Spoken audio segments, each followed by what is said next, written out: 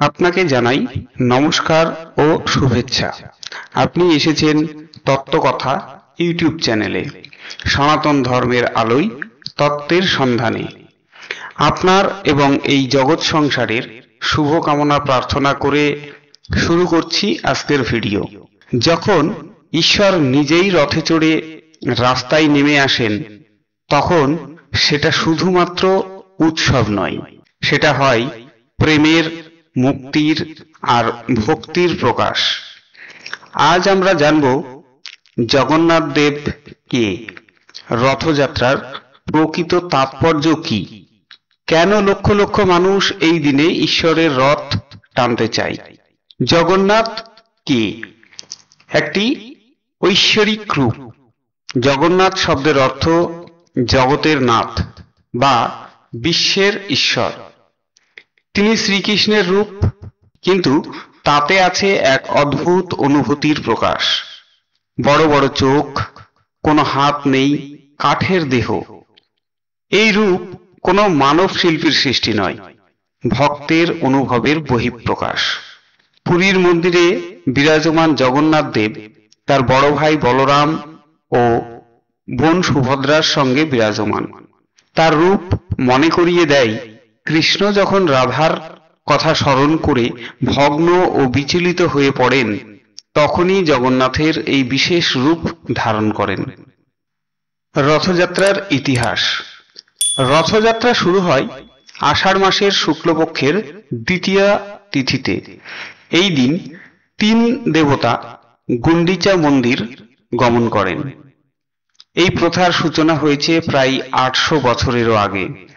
কিংবদন্তি অনুযায়ী রাজা ইন্দ্রদুম্ন স্বপ্নাদেশ পেয়ে নীলমাধব নামে এক আত্মপ্রকাশশীল মূর্তিকে পূজা করতেন। এই মূর্তিরই বিবর্তিত রূপ জগন্নাথ। রথ টেনে নিয়ে যাওয়া, এই ধারণা প্রথম চালু হয় ওড়িশার মহারাজাদের আমলে। ৭ দিনের সফর শেষে তারা ফিরে আসেন। এই ফিরতি যাত্রাকেই বলা হয় উল্টো রথ। রথ মানে শুধু কাঠের তৈরি গাড়ি নয়, রথ হলো শরীর, ঈশ্বর হলেন আত্মা। আর রথযাত্রা মানেই আত্মার নিজের উৎস ফিরে যাওয়ার আকাঙ্ক্ষা। গুন্ডিচা মন্দির, যেটি মায়ের বাড়ির প্রতীক বা অনেকে মাসির বাড়ি বলেন, যেখানে ঈশ্বর নিজের ভক্তের ঘরে ফিরে আসেন।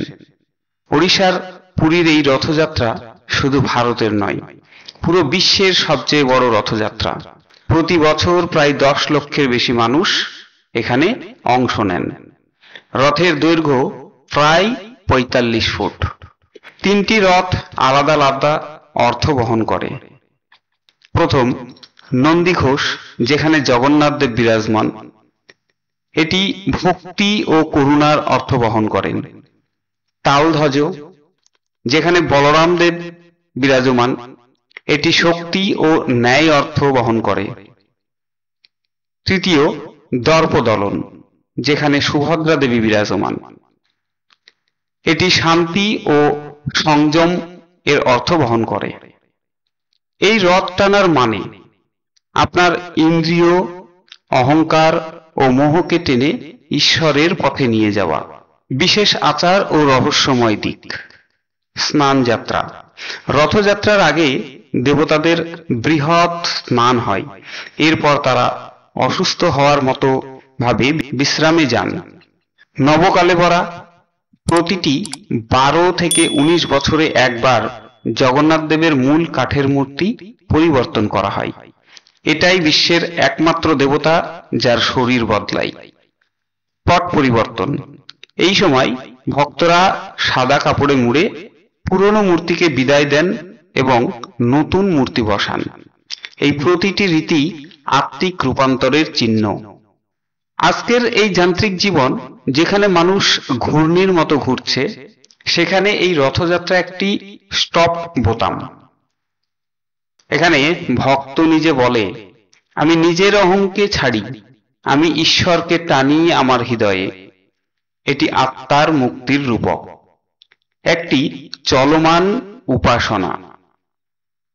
রথ টানার সুযোগ পাওয়ার মানেই পূর্বজন্মের সুকৃত্য। মানুষ এটি বিশ্বাস করে। যে রথ টানে সে মুক্ত হয়, যে চোখে দেখে সে ঈশ্বর দর্শনের পুণ্য পায়। কিংবা সহজ কথায়, রথ মানেই আত্মার মুক্তির রথ।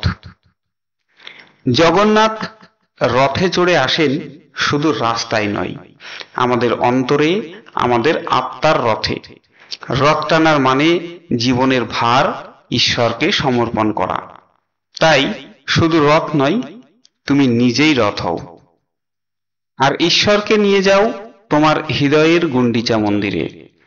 রথযাত্রা কেবল উৎস নয়, এটি এক আত্মার যাত্রা, ঈশ্বরের প্রতি আহ্বান। আপনার হৃদয়ে জগন্নাথ আসুন, আপনার জীবনের রথও ঈশ্বরের দিকে এগিয়ে যাক। যদি আপনি এই দর্শনে বিশ্বাস করেন, তবে এই ভিডিওটি শেয়ার করুন আর বলুন, জয় জগন্নাথ। ভিডিওটি ভালো লাগলে অবশ্যই একটি লাইক দিয়ে উৎসাহিত করবেন। আগামীতে কেমন ধরনের ভিডিও চান তা কমেন্ট করে জানাতে পারেন। আর আপনি যদি আমার ভিডিও প্রথমবার দেখছেন, তাহলে চ্যানেলটিকে সাবস্ক্রাইব করে পাশে থাকা বেল আইকন বাজিয়ে নোটিফিকেশন অল করে দেবেন, যাতে পরবর্তী ভিডিও আপনি সহজেই সবার প্রথমে পেয়ে যান। প্রত্যেক সপ্তাহে একটি করে এমন ভিডিও এই চ্যানেলে পাবেন, ঠিক এই দিনে এই সময়। ধন্যবাদ। ভালো থাকবেন, সুস্থ থাকবেন আর ধর্মের পথে চলবেন।